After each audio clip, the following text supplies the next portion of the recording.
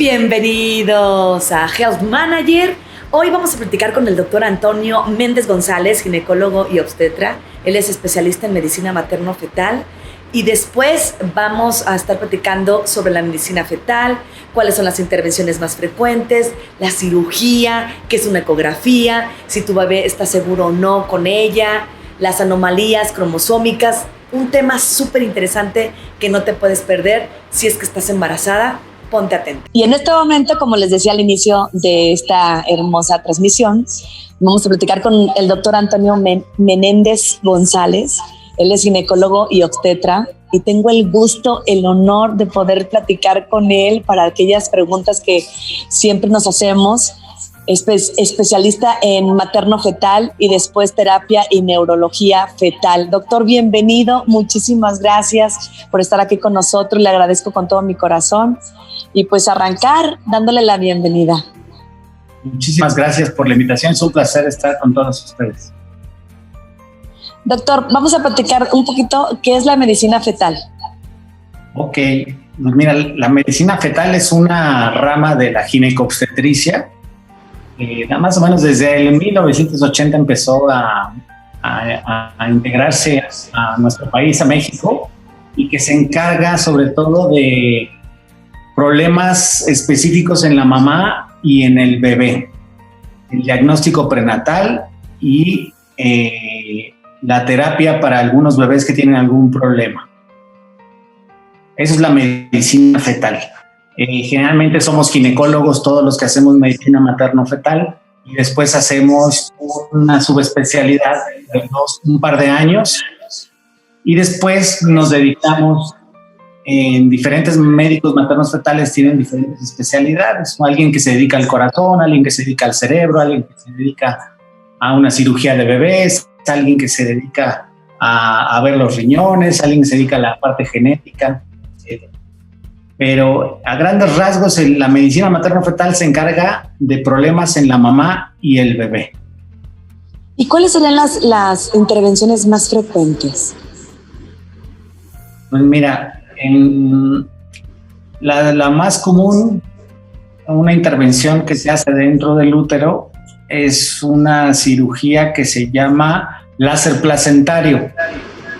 Y se hace sobre todo en casos en los que hay gemelos idénticos y los gemelitos que son idénticos a veces comparten la placenta.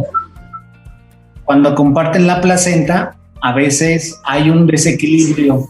Uno jala más sangre que otro. Es una lucha de poder a ver quién sobrevive dentro del útero. Y a veces se complica con algo que se llama síndrome de transfusión feto-fetal. Y tal vez sea la intervención de todas las que se hacen en la medicina fetal. ¿Y cuáles serían los factores para determinar que se opere? Ok, mira, generalmente el primer requisito es que son gemelos, ¿no? La mamá está embarazada de gemelos. El segundo es que son idénticos, que quiere decir que comparten la placenta. Y el tercer factor importante es que uno se va haciendo más grande y otro se va haciendo más pequeñito. Uno orina mucho y uno orina poco. Y esos son como lo que podemos ver por ultrasonido, generalmente a partir de la semana 16, que se puede hacer un diagnóstico de este tipo y poder hacer una terapia, la cual consiste en separar las placentas mediante un equipo con láser. Pero esos serían los requisitos básicamente, que serían gemelos idénticos que se complican. Más o menos de todos los gemelitos idénticos, haz de cuenta, de 10 embarazos con gemelos idénticos se complican 2. Entonces, en nuestro país pues hay muchos embarazos gemelares idénticos y sobre todo por las técnicas ahora que se utilizan de reproducción asistida y también porque las mamás ahora se están embarazando un poco mayores, ¿no? A partir de los 35 años te aumenta el riesgo de que tengas gemelos. Así que estos dos factores han contribuido a que tengamos más gemelos idénticos. Y es la cirugía más común que se hace. Que no es una cirugía fetal, sino más bien es una cirugía en la cual se separan las placentas. no vas a operar a los bebés, simplemente vas a separar las placentas. Y esa sería como la intervención más común de todas. Doctor, se lo digo yo, o sea, qué maravilloso tener este tipo de oficio. De verdad que ha de ser una aventura el estar ahí en el quirófano, ¿no? Sí, es muy padre. Sobre todo es padre cuando es bonito cuando tienes que dar buenas noticias, pero cuando hay malas noticias es muy difícil, ¿eh? Es muy difícil. Tú sabes que cualquier mamá con un embarazo que está complicado, las noticias a veces son muy difíciles para los papás y para la familia. Así que sí es muy bonito cuando podemos dar buenas noticias, pero cuando hay una complicación en la cual desafortunadamente un bebito no lo logra, o dos bebitos no lo logran, es muy difícil, es muy duro. Y definitivamente ha cambiado muchísimo la medicina fetal en los últimos tiempos, ¿no es así? Y claro, mira, antes nosotros, antes se evaluaban a los bebés desde afuera, cuando no había ultrasonido. Antes solo el médico veía la pancita de mamá y veía qué tan grande estaba, qué tan pequeñita estaba, y la mamá percibía los movimientos, pero no había manera de fijarse lo que estaba dentro del útero. A partir de que surgió el ultrasonido fue un parteaguas, porque ya los papás pudieron ver al bebé y los médicos pudieron reconocer al bebé como un paciente. Y los papás al ver al bebé,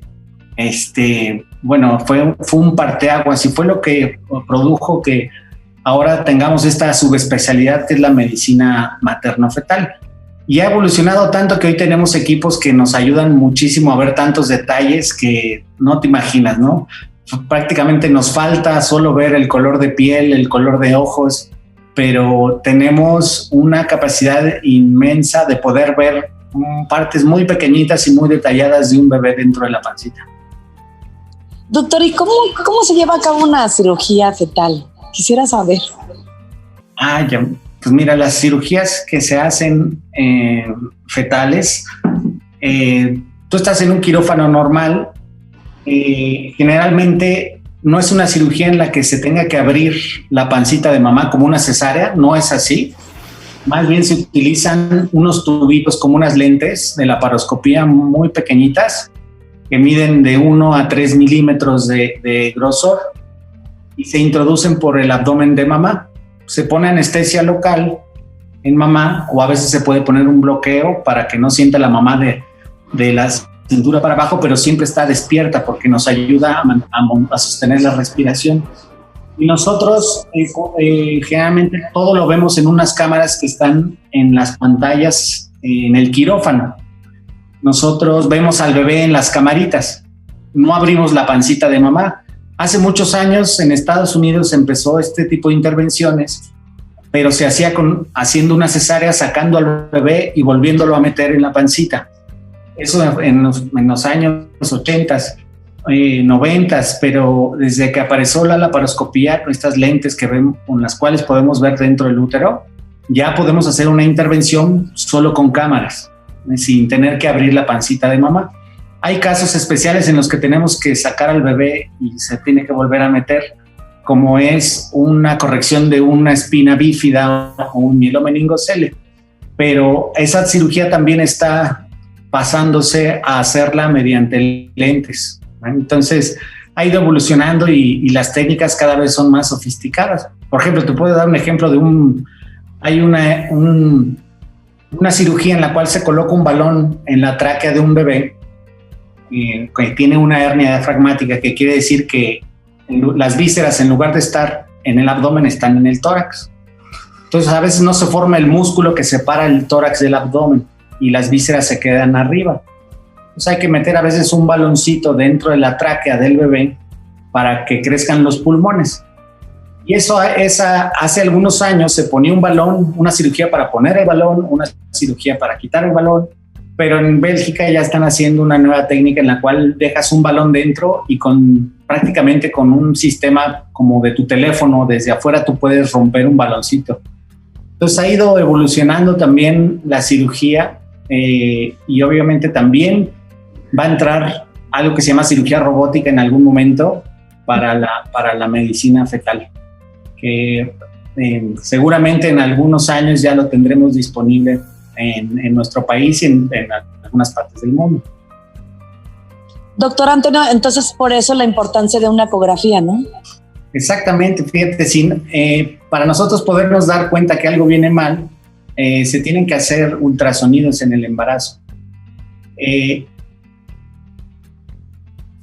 Y siempre, ¿qué es lo que piensa uno cuando tiene un embarazo? ¿A qué persona acudes principalmente para ir cuando estás embarazada? Piensas en el ginecólogo, ¿no? De primera intención. Y ¿sabes qué?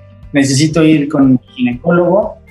Y uno piensa que el ginecólogo va a tener todas las respuestas a un problema de salud en mamá o en bebé.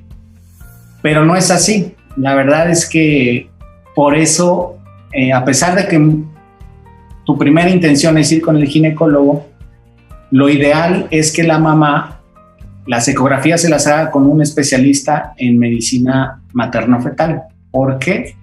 Porque el ginecólogo va a ayudar a que la mamá esté perfecta y que esté sana, pero el médico materno-fetal va a ayudar a que el bebé venga bien.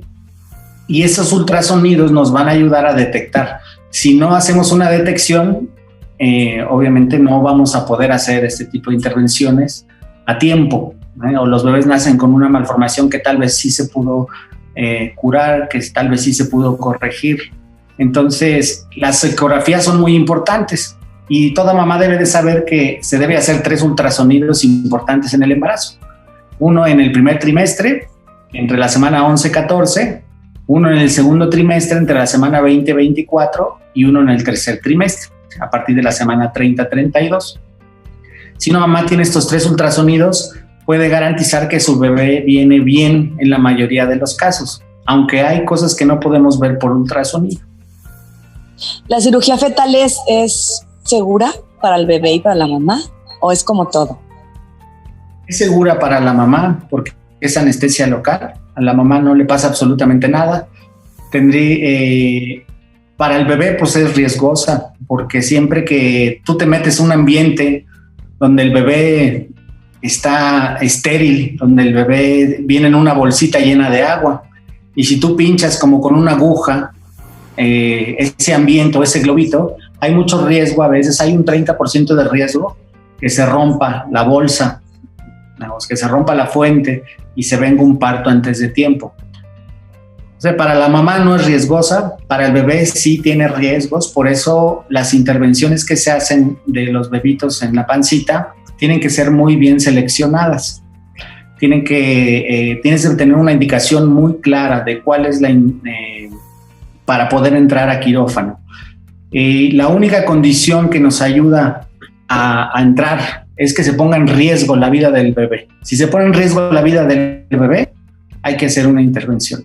Si no se pone en riesgo la vida de un bebé, por ejemplo, te voy a poner algo que siempre nos preguntan, que es, oiga, doctor, ¿y si tiene el labio hendido, el paladar hendido, se puede corregir dentro de la pancita? Digo, se ha intentado en algún momento, pero el que tú te metas a corregir el labio cuando lo puedes hacer afuera les va muy bien. No es necesario que lo hagas prenatal. Entonces, una de las condiciones para una cirugía de estas es que se ponga en riesgo la vida del bebé. Y a veces es lo más difícil, la evaluación de una enfermedad que sea candidata a un tratamiento o no. Hay muy pocos lugares en el país que están ofreciendo este tipo de terapias y lo que es importante es saber seleccionar bien el caso, saber cuál es el que sí amerita y cuál es el que no amerita, ¿vale? Para no poner en riesgo la vida de los bebitos. Hace ratito nos mencionaba de estos 3 ultrasonidos que se tienen que estar realizando y en cuál de ellos ya saben ustedes si el bebé viene con anomalías. Desde el primer trimestre, generalmente la semana 12, en esa semana ya podemos darnos mucha cuenta de muchas malformaciones. Por ejemplo, te voy a poner un ejemplo. En el primer trimestre podemos saber si una mamá se le puede subir la presión en el embarazo, que es la preeclampsia.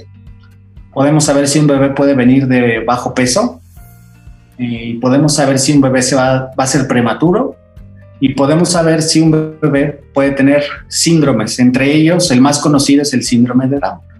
Desde el primer trimestre, desde la semana 12, ya podemos saber. Aparte de que en la mayoría de las ocasiones, en el 90% de los casos, podríamos saber si bien es un niño o es una niña, aunque a veces no al 100%. Y eso es en el primer trimestre. Pero podemos predecir y prevenir muchas enfermedades. Por ejemplo, ¿de qué me sirve saber que a una mamá se le va a subir la presión, o que a un bebé va a dejar de crecer, o que un bebé se puede adelantar? No es nada más para espantar a la mamá, sino es para corregirlo en ese momento, decirle, ¿sabes qué? Si te tomas este medicamento a partir de ahora, vas a prevenir que se adelante, vas a prevenir que se te suba la presión, o vas a prevenir que deje de crecer. Y por ejemplo, en la cuestión del síndrome no puedes prevenir, ¿no? No puedes prevenir una mamá. Si un bebito viene con un síndrome de Down, por ejemplo, ya no puedes hacer nada al respecto. No hay un tratamiento para eso. Pero sí, como papá, te vas preparando para saber qué esperar.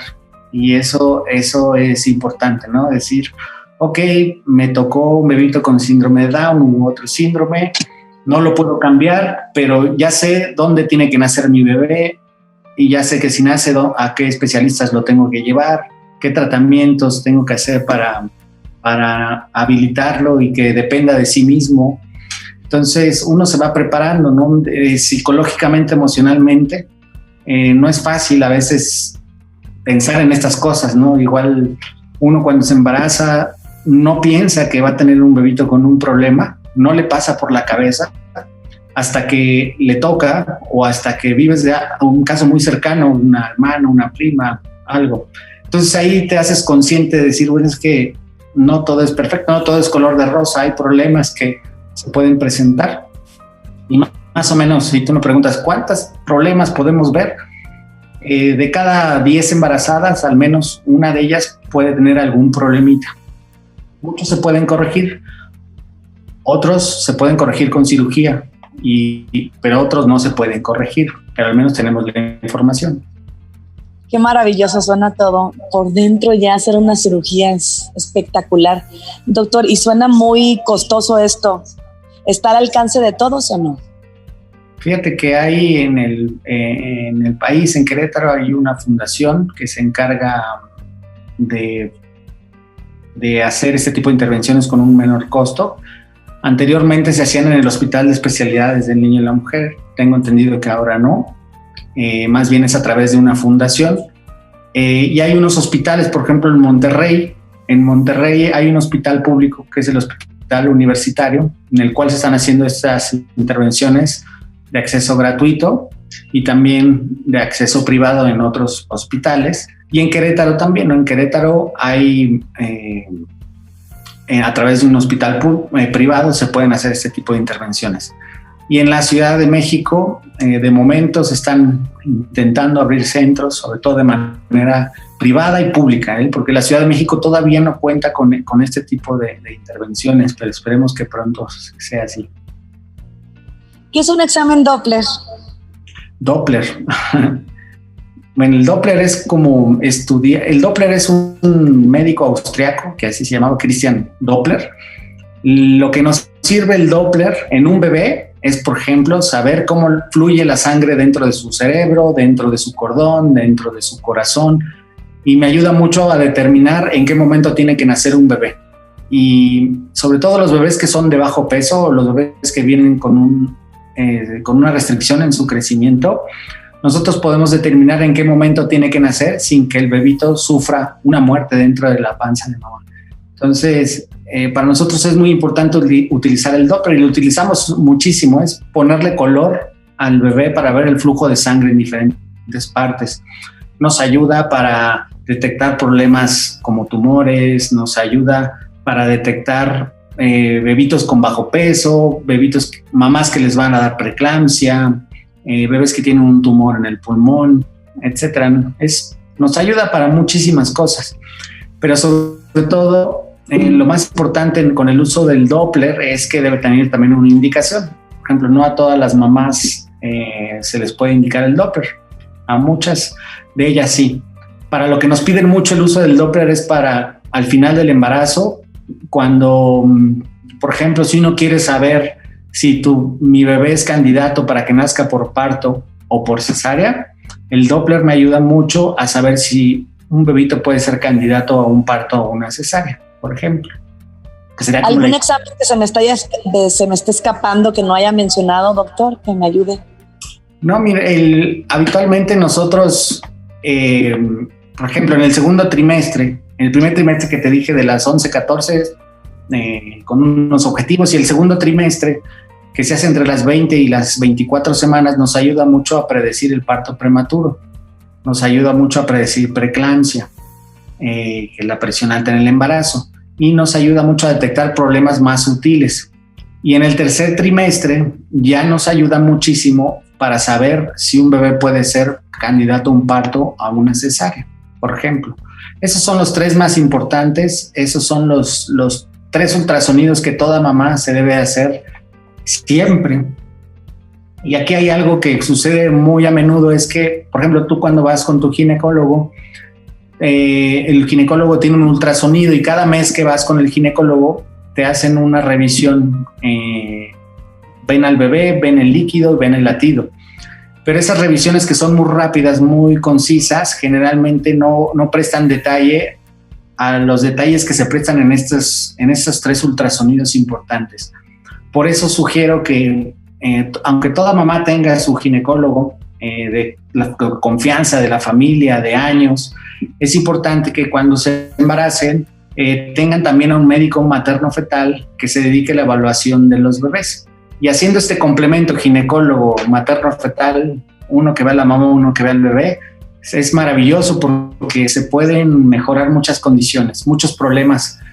Podemos evitar muchos problemas tanto en bebé como en mamá.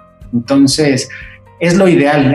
Si me preguntas cuál es el mundo ideal, pues sí, el ginecólogo atiende el parto, la cesárea, el materno-fetal se dedica a ver a los bebés y atender los problemas y mejorar los problemas que se pueden ver. Ese sería el mundo ideal. Hablaba de preeclampsia. ¿Esto puede pasar en cualquier edad de la madre? En cualquier edad de la mamá, en cualquier embarazo. El que generalmente toda mamá te dice, doctor, es que yo tengo la presión baja. Y eso es normal. A todas las embarazadas se les baja la presión. Lo que no es normal es que se te suba la presión en el embarazo. Eso sí no es normal. Y si aparte de que te suba la presión, te hinchas mucho y empiezas a tener un dolor como en el pecho o dolor como de gastritis, esos son datos, dolor de cabeza, esos son datos que te hacen pensar en una preeclampsia. Más o menos 1 de cada 10 mamás se le puede subir la presión o darle preeclampsia. Es muchísimo. Fíjate que ha pasado algo bien curioso. Nuestra primera causa de muerte en nuestro país, en México, es la hemorragia, el sangrado, ¿no? La segunda causa de muerte es la preeclampsia. Y ahora llegó el coronavirus. El coronavirus ahora ocupó un lugar importante en esta mortalidad, ¿no? Hay que cuidarse mucho porque sí afecta a las embarazadas, ¿no? Pensábamos que no, pensábamos que la mamá estaba protegida de alguna manera, pero no, el coronavirus sí afecta también a las mamás embarazadas. Están dentro de las personas vulnerables. ¿Y también el bebé? Sí, el bebé aparentemente no dentro del útero, pero sí una vez que nace y si nace en un hospital generalmente que tiene algún paciente con COVID o es un hospital que atiende pacientes con COVID, en el ínter de que sale y se va a la cuna y eso, se puede enfermar, se puede infectar. Entonces, y son vulnerables los bebés también porque nacen sin una inmunidad, ¿no? Nacen con la inmunidad de la mamá, pero no están protegidos al 100%. Así que lo que pensábamos respecto a las embarazadas de que no les podía pasar algo, pues sí les pasa y ahora eso ocupa una causa de mortalidad también importante, así como la preeclampsia, ¿no? La preeclampsia que muchos cuando van a consulta les digo, y la preeclampsia, y muchos papás o mamás dicen, no, pues eso de la preeclampsia nunca lo había oído, pero es presión alta en el embarazo y generalmente se presenta del segundo trimestre en adelante. Antes no se puede presentar. Antes del ¿Puede segundo pasar que la preeclampsia también se presente desviamiento? Sí, muy buena pregunta. Fíjate que sí, más o menos un 10% de las mamás que tuvieron preeclampsia o no han tenido preeclampsia, nace el bebé, un 10% de mamás puede hacer una preeclampsia posparto. Y eso puede pasar, sí puede pasar, y la única manera de darnos cuenta es la presión arterial y las proteínas que tira el riñón en la orina. Es muy fácil darse cuenta y muy fácil diagnosticarla, y siempre hay que sospecharla también después del parto. Ya si 12 semanas después del parto, ya no es preeclampsia. Realmente, si a una mamá se le sube la presión y le permanece por mucho tiempo la presión arriba, 12 semanas después del parto, es que tiene la presión alta la mamá, no es que sea una preeclampsia. Antes de irnos, me gustaría hacerle una última pregunta, y es si una mujer que tiene coronavirus puede lactar. Buena pregunta. Lo ideal es que no. ¿Por qué? Porque aparentemente puede haber también virus en sangre de mamá, virus en cualquier secreción de mamá. Entonces, lo ideal es que no. Es una pregunta que todavía no tiene una respuesta tan fácil. ¿Por qué? Porque no hay todavía investigaciones que se enfoquen directamente a esta pregunta, ¿no? Porque sí es verdad que en nuestro país ya tenemos muchos casos de mamás enfermas, pero de bebitos enfermos recién nacidos todavía no muchos. Pero sí, lo ideal es que no, porque el virus está en secreciones. Doctor, muchísimas gracias por acompañarnos, por resolvernos tantas dudas, tantas preguntas que al final del día, bueno, pues se están disipando poco a poco. Espero que no sea la primera vez que nos haga el honor de poder platicar con nosotros. No, les agradezco mucho la invitación y ya saben que estoy para servirles. Muchísimas gracias. Gracias de todo corazón, y nos escuchamos y nos vemos próximamente, doctor. Ya lo comprometí. Cuídense mucho. Saludos. Igualmente, doctor. Muchas gracias.